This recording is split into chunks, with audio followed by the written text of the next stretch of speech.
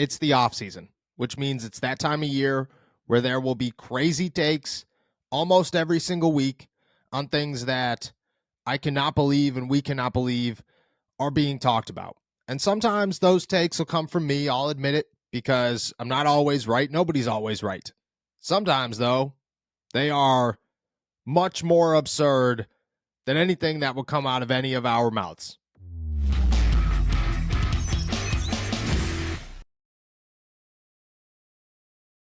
What's going on, everybody? I'm Noah Strackbine. Thank you for jumping on to Steelers to Go, your daily to-go cup of Pittsburgh Steelers news and analysis. Find us on youtube.com/All Steelers Talkers. Subscribe anywhere you get your podcast. The Pittsburgh Steelers, obviously, sitting home, trying to recap the 2023 season and prepare for the 2024 season. And in doing so, they will likely make plenty of changes. Coaching, get a new offensive coordinator, maybe a new quarterback. They will look at each and every position group and decide, hey, do we move on from these guys? Do we find new players here? Do we fix this hole? Do we let this hole develop? How do we go about everything? In efforts to try and formulate a plan for next offseason or next season, to create a team worthy of a Super Bowl run.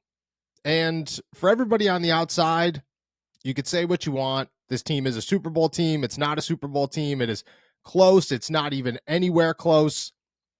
Everybody has their opinions. But in the Pittsburgh Steelers organization, they believe that they are a Super Bowl team and that they are as close as possible to being a Super Bowl team. Mike Tomlin said certainly when asked if he was further to the destination this past year than he was a whole year ago. And I think that was easy to see. The Pittsburgh Steelers were a much more put-together team. They had many more holes that were filled. The players that they needed to develop, I think a lot of them did. And I think for the first time in a long time, they started recognizing players and pieces to the puzzle that weren't going to come along as quickly or as highly as they needed them to in the time frame that they needed them to do so. So they started making changes. So yes, the Steelers in their eyes are a Super Bowl team. They are a team that maybe an offensive coordinator and maybe a quarterback away from making a run. They are a team that if they beat the Buffalo Bills, who knows what happens in the second round against the Baltimore Ravens, and who knows what happens moving forward. In their eyes, the season is over. But next season, the hopes are as high as they can get, and that ceiling is a Lombardi. But not everybody agrees. And I get it, and I understand why, and I understand the criticisms that come around the Pittsburgh Steelers, and I think a lot of them are warranted. But sometimes the solutions to not having as high of a ceiling doesn't make that much sense. And we have talked about some wild takes before, and we will talk about some wild takes moving forward. Like I said, this is the offseason, and I get it. Everybody's going to have an opinion, and everybody's looking for content, and everybody's looking for attention, and I understand. I understand it all. I understand that sometimes, especially on the radio, you have to fill a lot of time and you have to say a lot of things and you have to voice your opinions as strongly as anybody else. And those opinions are going to be taken to heart by a lot of people, myself included. And this one, man, I just don't get it. I just don't get it. But it comes up quite a bit, and it has come up again. 93.7 The Fans, Ron Cook. Many of you have experience with Ron Cook through the Post-Gazette. Some of you have experience through his show on 93.7 The Fan. Most people know who Ron Cook is. Said, quote, if you don't look at them as a legit Super Bowl contender right now, and I don't, I would consider trading TJ Watt.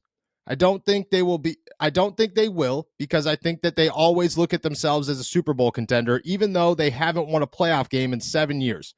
But would it be outrageous to consider it a possibility? The answer is yes.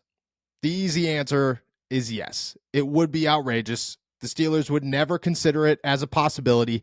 They would never even think about it. If you brought it to the attention of Mike Tomlin or Omar Khan or Art Rooney or anybody else in that front office and said, hey, have we thought about trading TJ Watt? Chances are you're going to lose your job. Chances are the door is going to get shut in your face. Chances are your opinion does not matter in the Pittsburgh Steelers organization anymore. Chances are it's all over for you when it comes to the Steel City and the city of Pittsburgh. Because nobody, and I mean this as wholeheartedly as I possibly could, nobody in the Pittsburgh Steelers organization has ever sat around and thought about trading TJ Watt for whatever the draft capital is. You could get a first round pick. You could get multiple first round picks. You could get the first pick in the draft plus some. You could go get Tom Brady in his prime plus a little bit. Nobody is sitting around saying, hey, let's trade TJ Watt. Let's get him out of here because we don't think we're Super Bowl contenders right now. And I think we have to move on from our best player.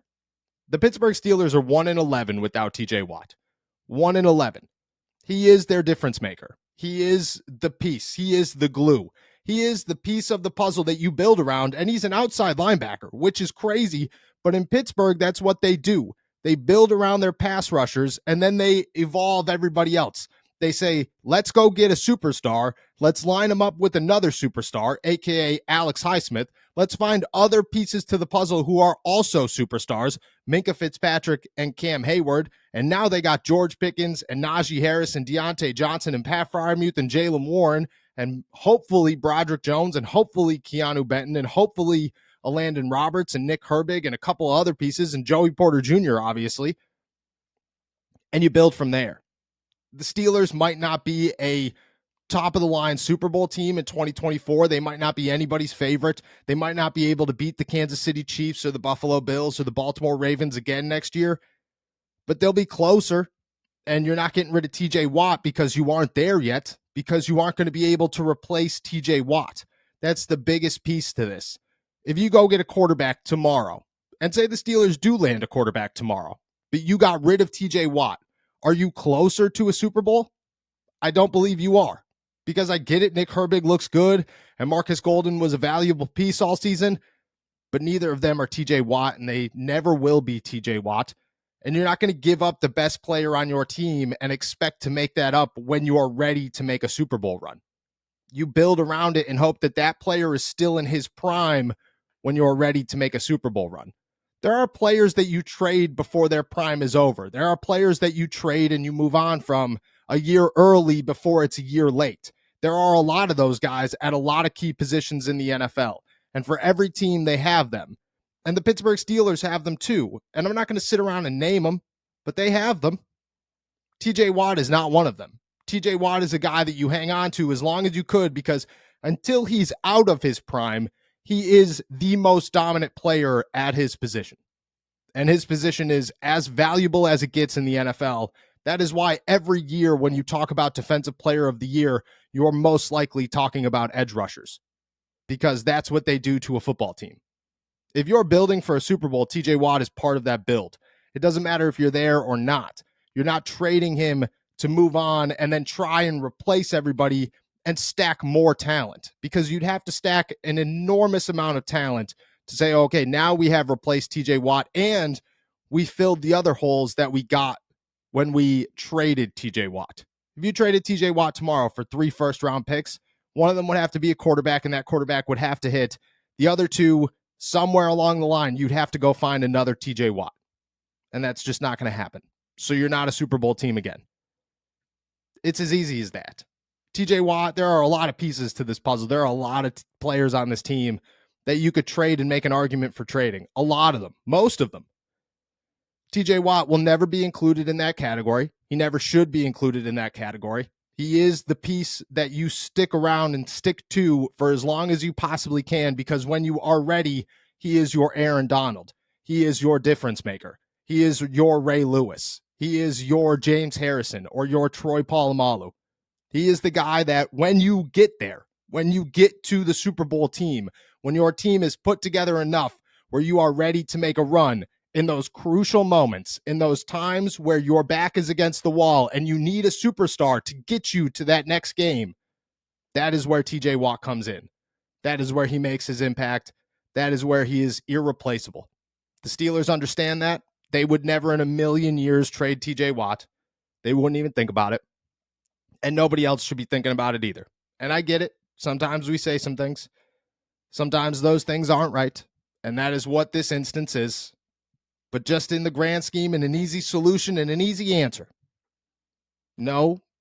The Pittsburgh Steelers, they would never trade TJ Watt.